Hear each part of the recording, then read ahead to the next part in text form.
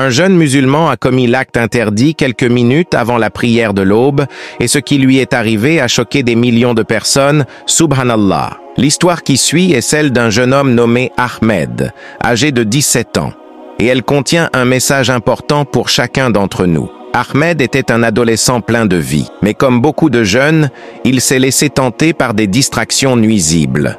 Par simple curiosité, il commença à naviguer sur Internet et à visiter des sites inappropriés, influencé par ses camarades. Ce qui avait débuté comme une simple exploration devint rapidement une habitude quotidienne. Ahmed pensait qu'il pouvait arrêter à tout moment, mais il ne réalisa pas à quel point cette habitude s'était ancrée en lui. Ce comportement, qu'il croyait anodin, affecta progressivement sa santé, son esprit et son relationnel. Il se lia d'amitié avec des personnes partageant les mêmes intérêts, ce qui renforça son attachement à ses habitudes. Pendant 3 mois, il tenta à plusieurs reprises de s'en éloigner, mais à chaque fois, il se disait « ce sera la dernière fois ».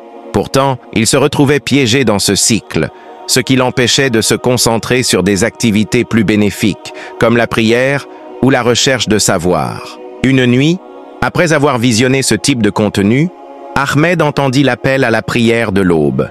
Le muezzin disait « venez à la prière, venez à la réussite ». Mais Ahmed, envahi par une fatigue spirituelle et physique, se convainquit qu'il pourrait toujours se rattraper plus tard. « Demain, je commencerai à prier régulièrement, Inch'Allah ».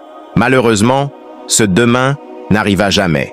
Le lendemain, sa mère remarqua qu'il dormait encore bien au-delà de l'heure habituelle. Inquiète, elle entra dans sa chambre et découvrit qu'Ahmed avait perdu une partie de ses capacités motrices. Il était paralysé partiellement.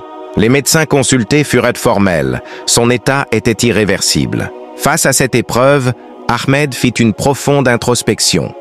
Il déclara « J'ai compris que mes actes m'ont éloigné de mon Créateur. J'entendais l'appel à la prière, mais je n'y répondais pas. Comment puis-je espérer la miséricorde d'Allah alors que je choisissais ce qui est interdit plutôt que ce qui est bénéfique ?» Cette histoire tragique n'est pas un simple récit, mais un rappel pour nous tous. Il nous enseigne que les mauvaises habitudes, même petites en apparence, peuvent avoir des conséquences graves, non seulement sur notre santé physique, mais aussi sur notre spiritualité. C'est aussi un rappel sur l'importance de ne jamais remettre à plus tard le repentir et les bonnes actions. Car nul ne sait combien de temps il lui reste dans ce monde. Le prophète, paix et bénédiction soient sur lui, a dit « Le plus intelligent parmi vous est celui qui se rappelle souvent la mort et se prépare pour l'au-delà. » Conseil pour surmonter les mauvaises habitudes.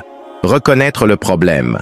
La première étape est d'admettre qu'une habitude est nocive et de chercher à y remédier. Multiplier les invocations. Allah est toujours prêt à pardonner ceux qui se tournent vers lui avec sincérité. Changer son environnement.